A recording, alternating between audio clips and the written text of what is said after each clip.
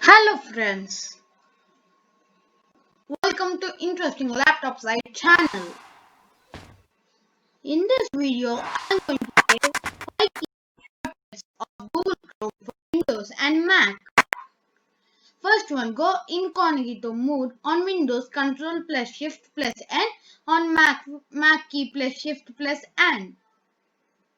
Second one, open last closed tab on Windows, Control plus Shift plus T, on Mac key plus Shift plus T. Close the Active Right Away tab on Windows, Control plus W, on Mac key plus W. Jump between next and previous tabs on Windows, Control plus page down, next open tab, or Control plus page up, previous open tab. On Mac key plus option right arrow, next open tab. On Mac, option plus right arrow, next open tab, and Mac key plus option plus left arrow, previous open tab. Minimize the active window on Windows, Control plus M, on Mac key plus M. Thank you. Please like, comment, share, subscribe.